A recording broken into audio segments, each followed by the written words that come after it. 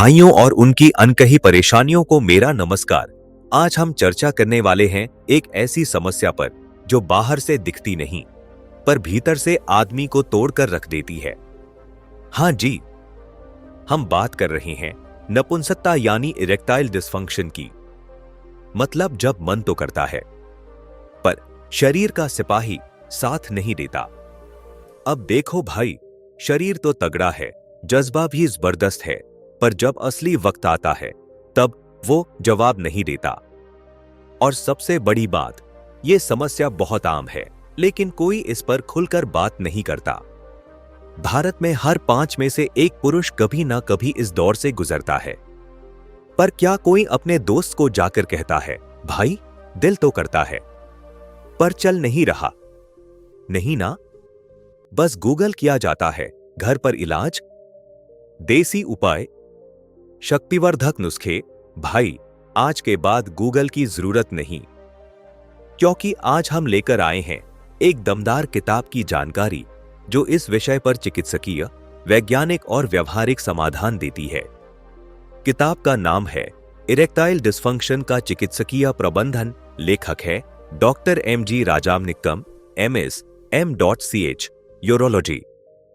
यह वीडियो है उन सब भाइयों के लिए जो भीतर ही भीतर टूटा महसूस करते हैं पर दिखाते नहीं, जिनकी आत्मा चीखती है, क्या मैं अब मर्द नहीं रहा?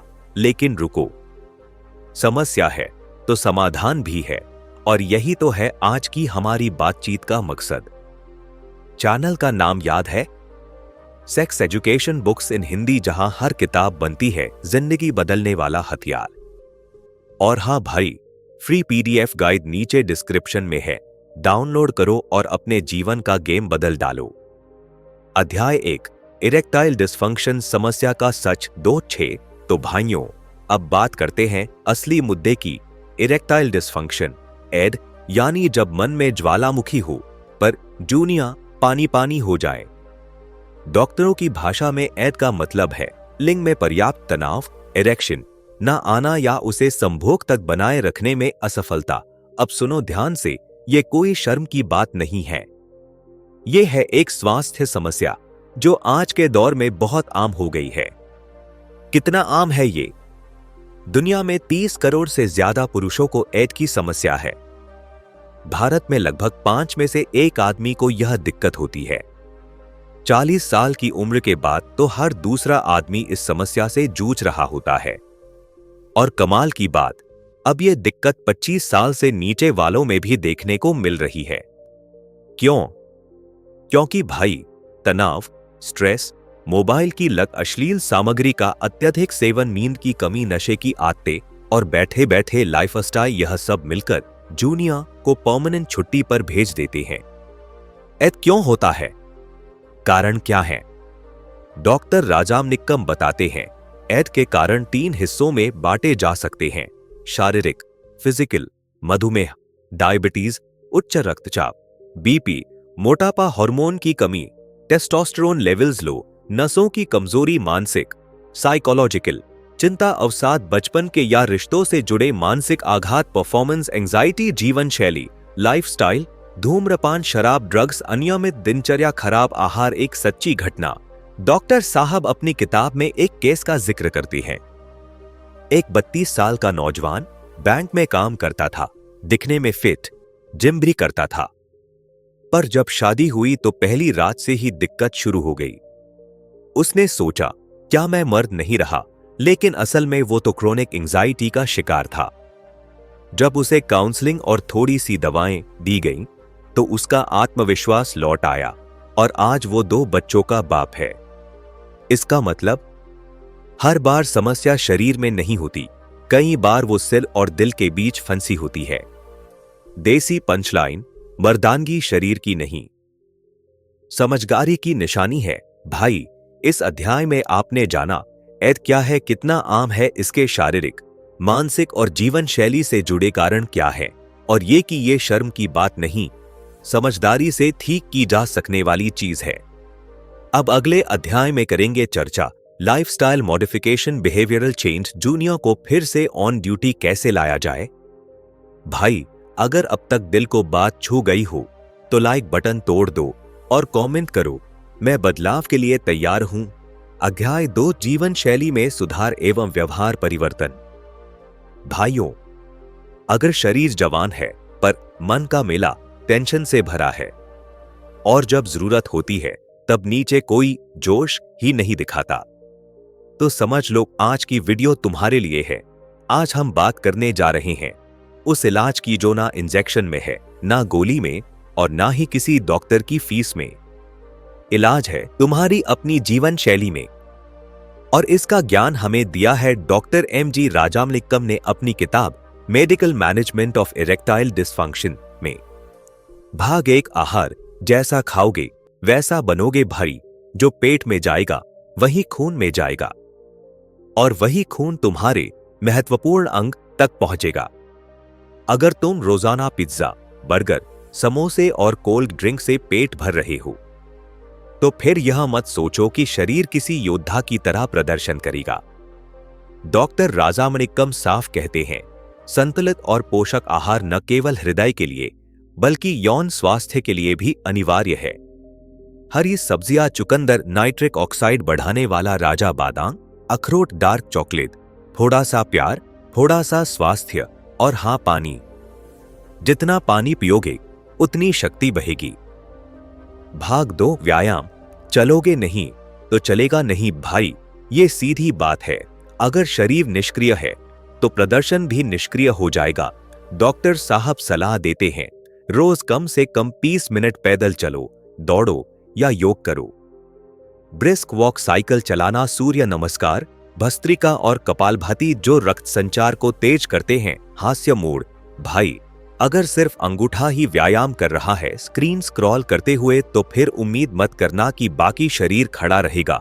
भाग 3, तनाव प्रबंधन। सोच कम, जीना ज्यादा भाई। तनाव तुम्हारे शरीर का सबसे बड़ा दुश्मन है।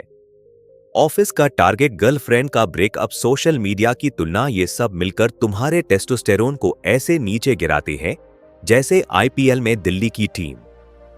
डॉक्टर कहते हैं तनाव से कोर्टिसोल हार्मोन बढ़ता है और वही यौन शक्ति को मार देता है। तो उपाय? ध्यान, मेडिटेशन। दिन में सिर्फ 10 मिनट मोबाइल से दूरी, गहरी सांस लेना, श्वास को नियंत्रित करना, हर बार की असफलता को दिल पर ना लेना। एक प्रेरणात्मक बात, एक बार का फेल होना जिंदगी की हार नहीं है। अगली बार जीतने के लिए अब तैयारी करनी है। अध्याय 3, साइकोसेक्सुअल थेरेपी और काउंसलिंग। भाई, जरा सोच, सब कुछ फिट है, शरीर भी तगड़ा, खाने पीने में कोई कसर नहीं, डॉक्टर की दवाइयां भी टाइम पर फिर भी जब असली वक्त आता है तब नीचे कुछ हिलता ही नहीं। तो अब सवाल यह है, दिक्कत शरीर में है या दिमाग में? डॉक्टर साफ कहते हैं, बहुत से मर्दों को शारीरिक रूप से कोई दिक्कत नहीं होती, पर उनके दिमाग में बैठे डर, शर्म और असफलता के अनुभव उनकी मर्दानगी पर ताला लगा देते हैं। यही होता है मेंटल ब्लॉक, जो दिखता नहीं पर अंदर से सब तोड़ देता है। इस चैप्टर में पहली चीज जो समझनी है वो ये कि सेक्स सिर्फ शरीर का नहीं, दिमाग और दिल का भी खेल है। कई बार आदमी के अंदर बैठे हुए डर, जैसे कि पहली बार फेल हुआ था, वो क्या सोचेगी, मैं उसे संतुष्ट कर पाऊंगा या नहीं, ये सब मिलकर हमारे कॉन्फिडेंस को चबा जाते हैं। और जब आत्मविश्वास ही नहीं तो इरेक्शन कहां से आएगा? इसका इलाज है साइकोसेक्सुअल थेरेपी, यानी एक अच्छे काउंसलर के साथ खुलकर बात करना, अपनी सोच को रीसेट करना और सेक्स को डर या परफॉर्मेंस की दौड़ से निकालकर एक स्वस्थ अनुभव बनाना। इसमें इस्तेमाल होती है टेक्निक्स जैसे कॉग्निटिव बिहेवियरल थेरेपी, जहां आप अपने निगेटिव विचारों को पहचान कर उन्हें पॉजिटिव में बदलते हो। विजुअलाइजेशन और माइंडफुलनेस भी जबरदस्त टूल है। अपनी कल्पना और ध्यान से आप खुद को बार बार सफल अनुभव दे सकते हो, जिससे असली पल में आपका मन और शरीर तैयार रहें। अब बात करते हैं दूसरे हिस्से की, यानी रिलेशनशिप काउंसलिंग। देख भाई, सेक्स कोई सोलो गेम नहीं है, इसमें 2 लोग होते हैं और अगर दोनों के बीच इमोशनल दूरी है या आपस में झगड़े, ताने और गलतफहमियां हैं तो शरीर कैसे साथ देगा? अगर बीवी कहती है तुम्हें मुझसे अब प्यार नहीं रहा और तू सोचता है वो हर वक्त मुझे नीचा दिखाती है, तो प्यार कहां से बहेगा? रिश्तों को ठीक करने के लिए जरूरी है कि दोनों पार्टनर मिलकर काउंसलिंग सेशन ले, एक दूसरे को बिना जज किए समझें और एक इमोशनल कनेक्शन दोबारा बनाएं। डॉक्टर का कहना है, जब दिल से रिश्ता मजबूत होता है तो सेक्स अपने आप आसान हो जाता है। और भाई, सेक्स अगर कनेक्शन बने तो परफॉर्मेंस प्रेशर अपने आप गायब हो जाता है। इस पूरी थेरेपी का मकसद ये नहीं कि आपको सही करना है, बल्कि आपको खुद से जोड़ना है। सेंसेट फोकस एक्सरसाइजेस जैसे एक्सरसाइज तो इतने कमाल के हैं, जहां बिना जल्दबाजी के फोरप्ले को धीरे धीरे महसूस करना सिखाया जाता है। ऐसा करने से न सिर्फ आपका कॉन्फिडेंस बढ़ता है, बल्कि पार्टनर के साथ एक गहरा जुड़ाव भी बनता है। तो भाई, आखिर में बात बस इतनी सी है, अगर सेक्स में दिक्कत आ रही है तो शर्माओ मत। मर्दानगी का मतलब ये नहीं कि तू रोए ना। मर्दानगी का मतलब है खुद की सच्चाई को पहचानना और उस पर काम करना। और हां, ये काम अकेले मत कर, थेरेपिस्ट और अपने पार्टनर को इस जर्नी का हिस्सा बना। आज का सबसे जरूरी टेकअवे, सेक्स सिर्फ शरीर नहीं। मेंटल ब्लॉक तोड़ा तो बेडरूम में ढोल बजा, और प्यार से किया गया सेक्स गोली से बेहतर इलाज है। Chapter 4, testosterone down. तो बंदूक में गोली कहां से चलेगी? भाई, अगर तुझे हर वक्त थकावट लगती है, मूड हमेशा डाउन रहता है, मांसपेशियां सूख रही हैं, और सबसे ज्यादा चिंता वाली बात, नीचे कुछ भी पहले जैसा नहीं रहा, तो समझ ले, खेल अब सिर्फ दिमाग का नहीं है, अब मामला हार्मोन का है। इस चैप्टर में डॉक्टर एमजी राजमनिक्कम बताते हैं कि कई बार इरेक्टाइल डिस्फंक्शन की असली वजह होती है टेस्टोस्टेरोन की कमी।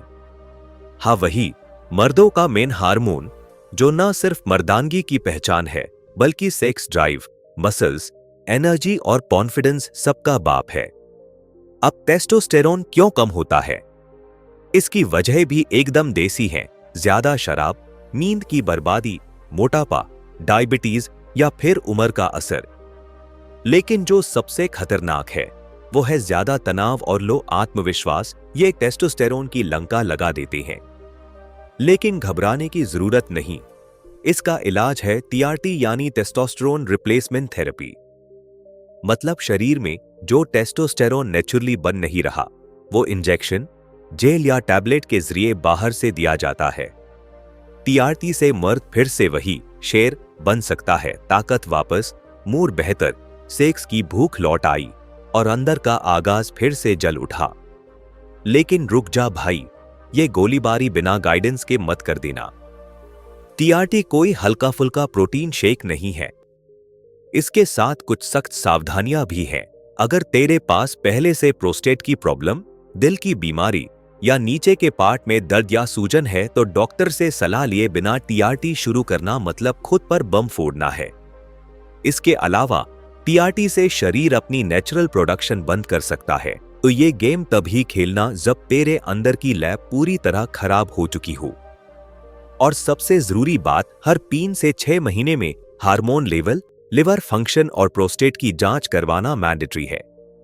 वरना मर्दानगी का इलाज करते करते कहीं तो अपने शरीर का कोई और सिस्टम खराब ना कर बैठे। तो भाई, टेस्टोस्टेरोन की कमी है तो इलाज है, लेकिन दिमाग से, दिल से और डॉक्टर की देखरेख में। वरना न गोली चलेगी, न धमाका होगा और तू यूं ही थकाहारा साइलेंट मोड में घूमता रहेगा। चैप्टर 5, गोली से गर्माहट, मर्दानगी की मेडिकेशन वाली कहानी। अब भाई, जब बात बेडरूम की लड़ाई की हो और तलवार खामोश हो जाए, तो मैदान में उतारी जाती है फार्माकोलॉजिकल थेरेपी यानी दवाओं की आर्मी। यह चैप्टर बताता है कि कैसे कुछ सही दवाएं मर्दानगी की मशीनरी में दोबारा आग लगा सकती हैं। सबसे पहले आते हैं PDE5 इनहिबिटर्स, जिन्हें तू वियाग्र, शियलिस या लेवित्र के नाम से जानता होगा। ये दवाएं उस नसबंदी को तोड़ती है जो खून के बहाव को रोक रही होती है। मतलब खून भरपूर, इरेक्शन दमदार। लेकिन याद रख, बिना उत्तेजना के ये गोली भी चुप रहती है। इसे कोई जादुई चाबी मत समझ। अब आते हैं डोपामाइन एगोनिस्ट्स। ये दिमाग के प्लेजर सर्किट को स्टार्ट करते हैं, मतलब मूड बनाते हैं और लस्ट के इंजन को गर्म करते हैं। जैसे कि अपोमोरफाइन, जो सीधे दिमाग पर किक मारती है और कहती है, उठ जा भाई, अब टाइम आ गया है। इसके बाद आती हैं कुछ रेयर पर इंटरेस्टिंग चीजें, जैसे सेरोटोनिन रिसेप्टर इफेक्टर्स। ये उन लोगों के लिए होते हैं जिनकी सेक्स की भूख किसी मानसिक अवरोध के कारण मरी हुई होती है, यानी जब मन ही नहीं करता या हर बार एंजाइटी बीच में आकर सब चौपट कर देती है। अब बारी है कुछ देसी नामों की, जैसे एलाजिनाइन, जो एक अमीनो एसिड है और शरीर में नाइट्रिक ऑक्साइड बढ़ाता है, जिससे नसें चौड़ी होती हैं और खून का बहाव खुलकर होता है। इसे तू नेचुरल वियाग्र भी कह सकता है। और फिर है ऑक्सीटोसिन, प्यार का हार्मोन, जो ना सिर्फ भावनाओं को मजबूत करता है बल्कि फिजिकल कनेक्शन में भी वार्मथ लाता है। लेकिन ठहर जा भाई, ये सब दवाएं कोई टॉफी नहीं है। हर गोली के साथ जिम्मेदारी भी आती है। गलत समय, गलत डोज और बिना डॉक्टर की सलाह के इनका यूज करना मतलब अपनी मर्दानगी से खिलवाड़ करना। कुछ लोगों को इनसे ब्लड प्रेशर गिर सकता है, तो कुछ को सीने में दर्द, सिर दर्द या नजरों में धुंध। इसलिए हमेशा प्रोफेशनल सलाह लो। यूट्यूब वाले बाबा या जिम वाले दोस्त की सुन के गोलियां मत फांको। चैप्टर 6, PDE5 इनहिबिटर्स, कौन है असली किंग? भाइयों, अब हम पहुंच गए हैं उस चैप्टर पर जहां असली मुकाबला शुरू होता है। मैदान में है 5 खिलाड़ी, वियाग्र, शियलिस, लेवित्र, अवानाफिल और यूडेनाफिल। सबका काम एक ही है, तुम्हारे जूनियर को सैल्यूट में लाना। लेकिन हर एक की ताकत, टाइमिंग और स्टाइल अलग है। आइए इन सब की तुलना करते हैं, बिल्कुल वैसे जैसे इंडिया के लड़के शादी से पहले शादी के सारे प्रपोजल्स कंपेयर करते हैं। लुक्स, स्टेबिलिटी और जमेगा कि नहीं। सबसे पहले बात करते हैं सिल्डेनाफिल, यानी वियाग्र की। ये सबसे पुराना खिलाड़ी है। इसका नाम सुनते ही बॉलीवुड के पुरानी रोमांटिक फिल्मों का हीरो याद आता है। थोड़ा ज्यादा ड्रामा, पर दिल से काम करता है। इसे लेना होता है 30 से 60 मिनट पहले और इसका असर 4 से 5 घंटे तक रहता है। खाली पेट लोगे तो बेस्ट काम करेगा, लेकिन अगर शादी की दावत खाकर ले लिया तो असर देखने को नहीं मिलेगा। साइड इफेक्ट्स में हेडेक, लाल चेहरा और कभी कभी नीला दिखाई देना भी शामिल है। हाँ भाई, लिटिल ब्लू फिल्म वाला विजन। अब आते हैं टैरालाफिल यानी शियलिस पर। यह भाई बिल्कुल वीकेंड चैंपियन है। इसका असर 30 मिनट में शुरू हो जाता है और रुकेगा तब जब तुम खुद थक जाओ, यानी पूरे 36 घंटे तक एक्टिव रहता है। खाने से इसका कोई लेना देना नहीं, मतलब बिरयानी खाकर भी काम कर जाएगा। इसीलिए लड़के इसे कहते हैं सैटरडे को लो, संडे तक ग्लो। तीसरे नंबर पर है वार्डनाफिल, जिसे लेवित्र कहते हैं। ये थोड़ा अंडररेटेड हीरो है, लेकिन इसकी एंट्री सबसे तेज होती है। असर शुरू हो सकता है सिर्फ 10 मिनट में और परफॉर्मेंस लगभग 4 से 5 घंटे तक चलती है। जो लड़के वियाग्र से डिसअपॉइंटेड हैं, उनके लिए लेवित्र किसी नए प्यार की तरह आता है, फास्ट, इंटेंस और रिलायबल। अब एंट्री होती है अवानाफिल की। नया लड़का है, लेकिन टॉप पर पहुंचने की हसरत रखता है। इसकी स्पीड कमाल की है, 15 मिनट में रेडी और लगभग 6 घंटे तक परफॉर्मेंस देता है। यह खास तौर पर उन लोगों के लिए है जो प्लान नहीं बनाते, बस मौका मिलते ही कहते हैं अभी या कभी नहीं। आखिर में बात करते हैं यूडेनाफिल की। थोड़ा शाय लेकिन इंटेलिजेंट प्लेयर। इसका असर शुरू होता है 30 मिनट में और टिकता है 8 से 12 घंटे तक। सबसे खास बात यह है कि इसका विजन पर कोई असर नहीं होता, मतलब ना तो सब कुछ नीला दिखेगा और ना चक्कर आएंगे। इसे फूड से भी कोई फर्क नहीं पड़ता। फुल फ्लेक्सिबिलिटी वाला खिलाड़ी है ये। तो भाई, अब सवाल ये नहीं है कि क्या लेना है, असली सवाल है कब और कैसे लेना है। अगर तुम प्लानिंग वाले बंदे हो तो शियलिस लो। अगर फास्ट एक्शन चाहिए तो वार्डनाफिल या अवानाफिल लो। और अगर क्लासिक ओल्ड स्कूल अप्रोच पसंद है तो वियाग्र हमेशा तैयार है। यूडेनाफिल उन लोगों के लिए बेस्ट है जो थोड़ा लंबा, थोड़ा सिंपल और थोड़ा साइड इफेक्ट फ्री चाहते हैं। डॉक्टर राजाम में कम कहते हैं कि ये सारे ड्रग्स काम करते हैं, बस फर्क यह है कि किसका लाइफस्टाइल क्या है और किसे क्या सूट करता है। सभी PDE5 इनहिबिटर्स को सेक्सुअल स्टिम्युलेशन की जरूरत होती है, बिना इसके ये दवाइयां भी सिर्फ खाली प्रॉमिस बनकर रह जाती हैं। इसलिए माइंडसेट, मूड और मेथड तीनों का मेल जरूरी है। अध्याय 7, ट्रांसयूरेथ्रल मेडिकेशंस। जब गोली नहीं चली तो जेल आया मैदान में। जब मर्दानगी की मशीन बार बार धोखा दे रही हो और गोली का असर भी फीका लगने लगे तो डॉक्टर लोग कहते हैं, भाई अब वक्त है ट्रांसयूरेथ्रल मेडिकेशंस का, अब ये क्या बला है। आसान भाषा में समझे तो ये वो इलाज है जो लिंग की नली, यूरेथ्रा के रास्ते काम करता है, यानी अंदर से सीधा एक्शन। सबसे मशहूर नाम है MUSE, medicated urethral system for erection. ये एक छोटी सी गोली होती है जिसे लिंग की नली में डाला जाता है और फिर वहां से दवा अब्जॉर्ब होकर खून की नसों को खोलती है। 10 से 15 मिनट में असर शुरू होता है और भाई साहब फिर मशीन चालू। इसके अलावा मार्केट में जेल्स भी आते हैं जिन्हें बाहर से लगाने की बजाय लिंग के अंदर डालते हैं। ये तरीके उन लोगों के लिए हैं जो ओरल दवाओं से परेशान हो चुके हैं या जिन्हें हार्ट प्रॉब्लम जैसी बीमारियां हैं और वो गोली नहीं खा सकते। लेकिन रुको, हर फॉर्मूला फूलों की सेज नहीं होता। साइड इफेक्ट्स भी आते हैं, जैसे जलन, दर्द, पेशाब में परेशानी और कभी कभी पार्टनर को भी इरिटेशन हो सकता है। और हां, यह तरीका थोड़ा ट्रिकी भी है। सही समय पर सही तरीका चाहिए, वरना पूरा मूड खराब हो सकता है। इसलिए भाई, ट्रांसयूरेथ्रल तरीका है तो दमदार, पर इसके लिए धैर्य, समझदारी और थोड़ा सा अनुभव जरूरी है। ये उन्हीं मर्दों के लिए है जो बोलते हैं, अब कोई भी तरीका हो, मुझे फिर से फुल फॉर्म में आना है। अध्याय 8, सीधा नस में इंजेक्शन, मर्दानगी का आखिरी हथियार जब दवा और जेल फेल हो जाएं।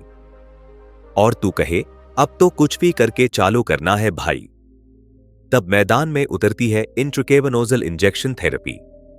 यह तरीका सीधे एक्शन पर भरोसा करता है, यानी लिंग की नसें जो इरेक्शन बनाती हैं उन्हें सीधे इंजेक्शन मार के एक्टिव किया जाता है। सबसे पॉपुलर नाम है एल्प्रोस्टिडिल।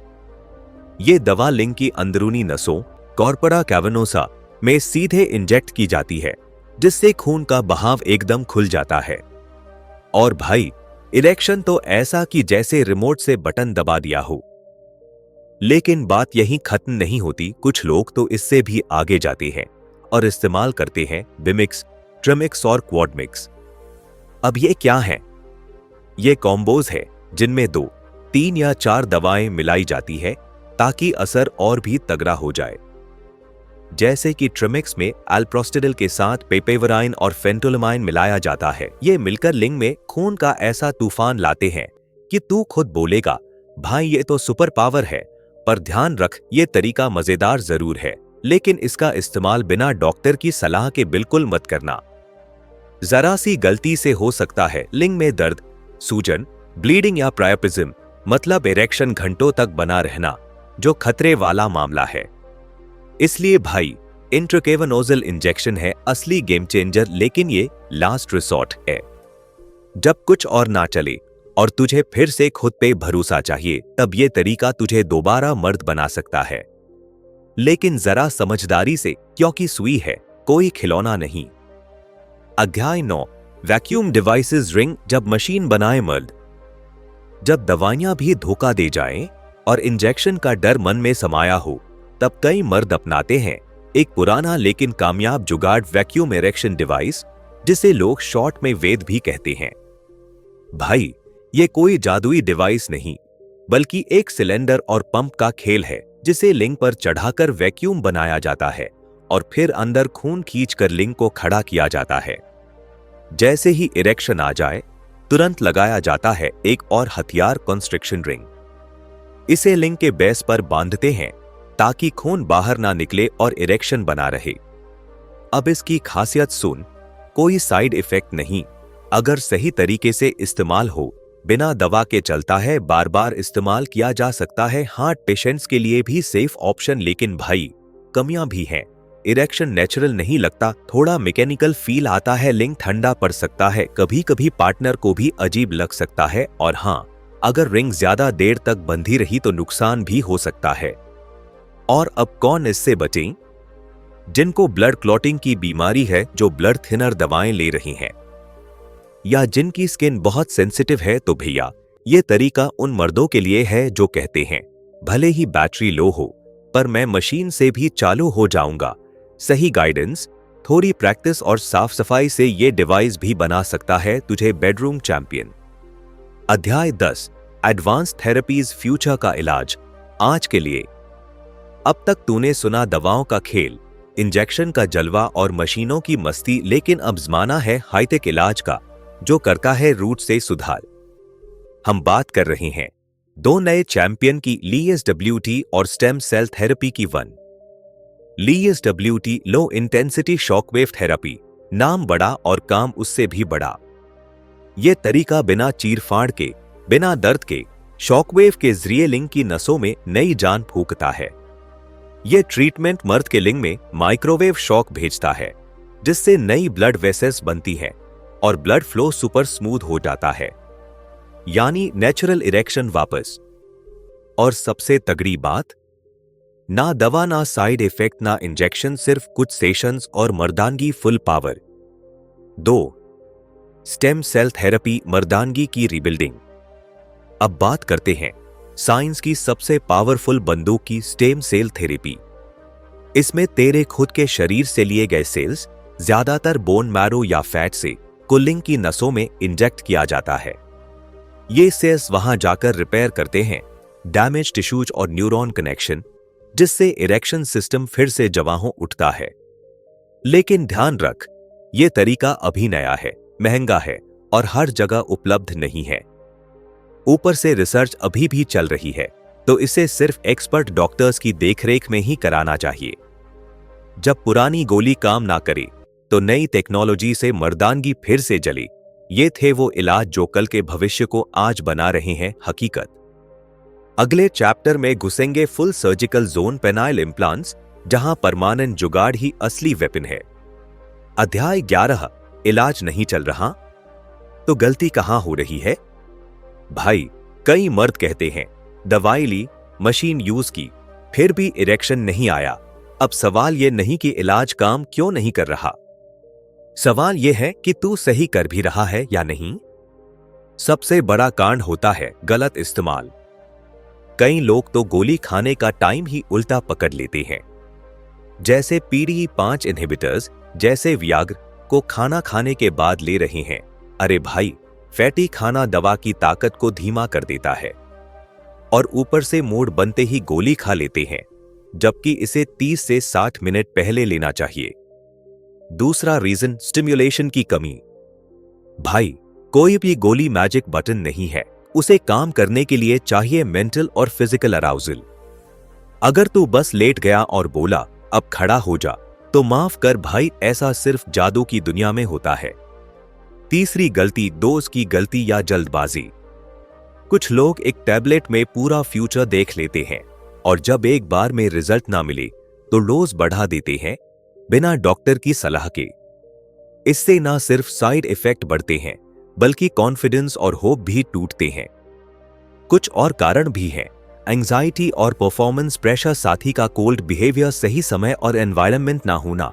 इलाज का असर तभी आता है जब इस्तेमाल भी सही तरीका अपनाता है। भाई, इलाज भी एक आर्ट है, सिर्फ साइंस नहीं। सही टाइमिंग, सही तरीका और सही माइंडसेट, यही असली फॉर्मूला है सफलता का।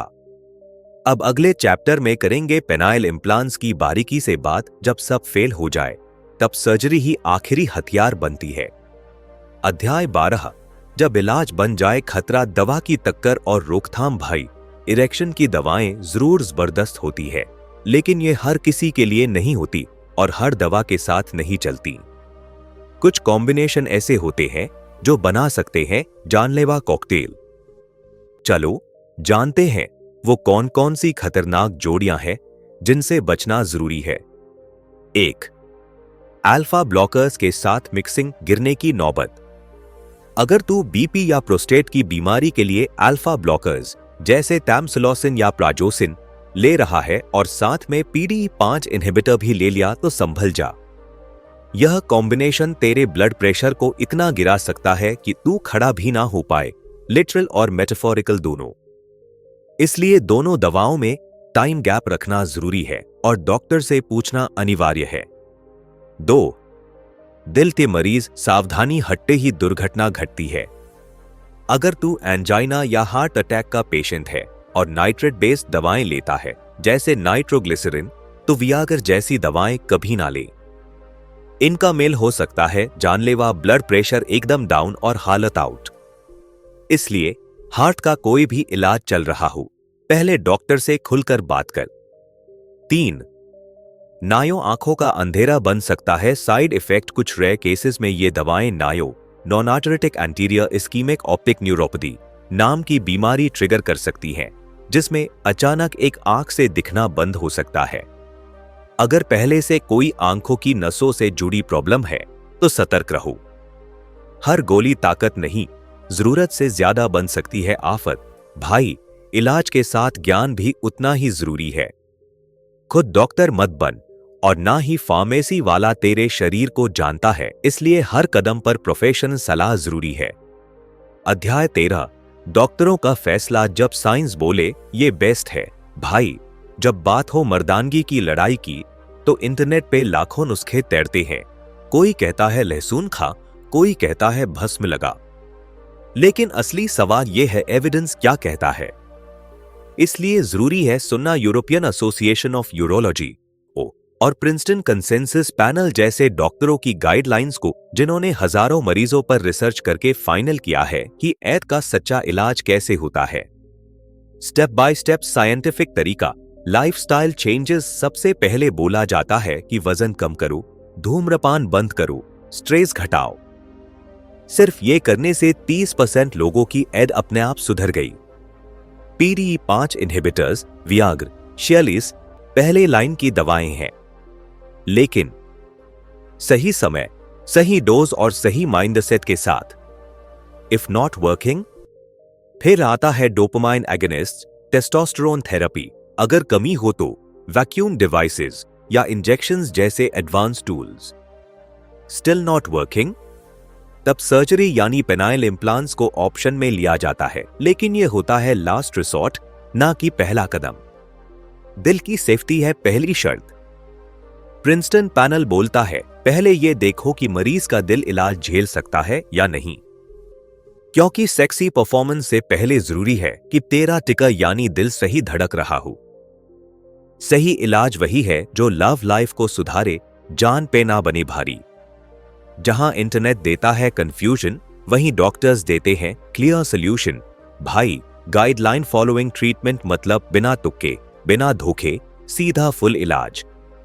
इस चैप्टर को अगर ढंग से समझ गया तो तू खुद समझ जाएगा कौन सी दवा तुझे सुपरमैन बना सकती है और कौन सी सिर्फ पैसा खींचने वाला जादू है। अध्याय 14, स्पेशल मेडिकेशंस जब बात हो हटके इलाज की। जब वियाग्र, शियालिस और बाकी फेमस गोलियां अपना काम ठीक से नहीं कर रही हों या कोई बंदा उन्हें सहन न कर पा रहा हो, तब गेम में एंट्री लेते हैं स्पेशल खिलाड़ी यानी योहेम्बाइन, अपोमोरफाइन और कुछ रेयर मगर काम के ऑप्शंस। योहेम्बाइन जंगल से सीधा बिस्तर तक। योहेम्बाइन एक प्राकृतिक यौगिक है जो योहेम नाम के पेड़ की छाल से निकलता है। यह काम करता है नर्व पाथवेज को स्टिम्युलेट करके, जिससे ब्लड फ्लो बढ़ता है और बंदे का ध्यान सेक्सी चीजों की तरफ जाता है।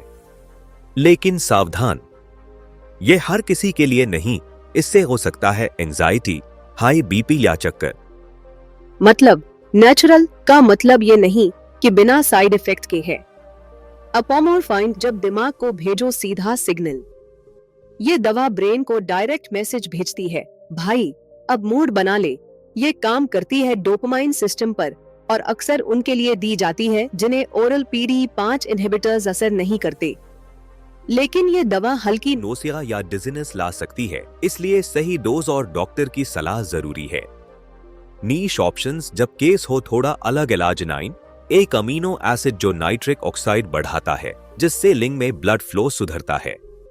ऑक्सीटोसिन प्यार वाला हार्मोन जो क्लोजनेस और अराउजल बढ़ा सकता है। PT 141 ब्रेमेलानोटाइड नया और एक्सपेरिमेंटल इलाज जो डिजायर और इरेक्शन दोनों पर असर करता है। जो आम दवा न कर पाए कमाल, वो खास दवाओं से बन जाओ बवाल। भाई, ये दवाएं हर एक के लिए नहीं होती, पर सही इंसान के लिए ये जिंदगी बदल सकती हैं।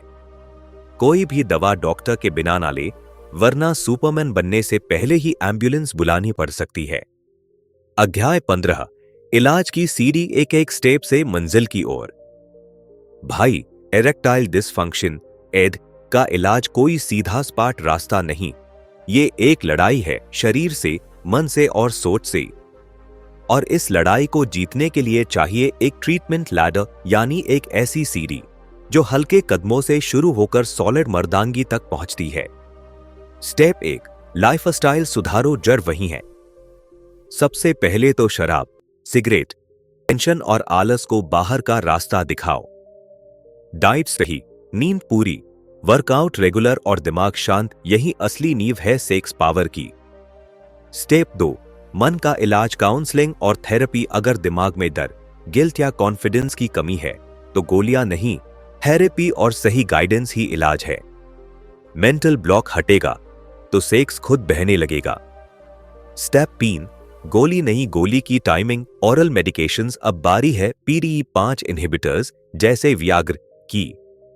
लेकिन ध्यान रहे, ये तभी काम करेंगी जब तू दिमाग से तैयार होगा। और डोसेज, टाइमिंग और स्टिम्युलेशन सही होना चाहिए। स्टेप 4, और गहराई में इंजेक्शन, जेल्स और डिवाइसेस। जब गोली फेल हो जाए तब मैदान में उतरते हैं injections, trimix, gels, muse, vacuum devices और कंस्ट्रिक्शन रिंग्स। थोड़े टेक्निकल जरूर हैं, लेकिन असरदार भी। स्टेप 5, स्पेशल और experimental options, yohimbine, apomorphine, PT141 जैसे नए जमाने के इलाज अब आ रहे हैं, लेकिन यह सब एक्सपर्ट की निगरानी में ही चलना चाहिए। स्टेप 6, आखिरी हथियार, सर्जरी, इम्प्लांट्स। अगर बाकी सब फेल हो जाए तो पेनाइल इम्प्लांट सर्जरी एक लाइफ चेंजिंग ऑप्शन है। एक बार हो गया तो सालों साल कोई दिक्कत नहीं। निष्कर्ष, मर्दानगी वापस पाना मुश्किल नहीं, बस सही सीढ़ी चढ़नी है। एड का इलाज कोई एक गोली या एक रात की बात नहीं है, ये एक सफर है। शुरुआत लाइफस्टाइल से, फिर दवाइयों से, फिर थेरेपी से और आखिर में जरूरत हो तो सर्जरी तक। जो बंदा ये सफर समझ गया वो खुद को दोबारा बाघ बना सकता है। और हाँ, डॉक्टर की सलाह, पेशेंस और सही माइंडसेट सबसे जरूरी है। तो भाइयों, अब बहाने बंद, इलाज चालू। एड कोई शर्म की बात नहीं, बल्कि समझदारी से सुलझाने वाली चीज है। और अगर तूने आज की बातों को दिल पे ले लिया तो तुझे रोकने वाला कोई नहीं। हर वीडियो में हम खोलते हैं वो राज जो ना स्कूल ने बताए, ना समाज ने समझाए, लेकिन तुझ में दम है जानने का, सीखने का और बदलने का। अगर वीडियो पसंद आया हो तो लाइक ठोक दो, कमेंट करके बताओ किस टॉपिक पे अगला धमाका चाहिए, और सब्सक्राइब का बटन दबा के घंटी बजा दो ताकि अगली बार जब मर्दानगी की क्लास लगे तू सबसे आगे बैठा हो। याद रख, इलाज बाहर नहीं, अपने अंदर है। बस हिम्मत चाहिए और सच्ची जानकारी।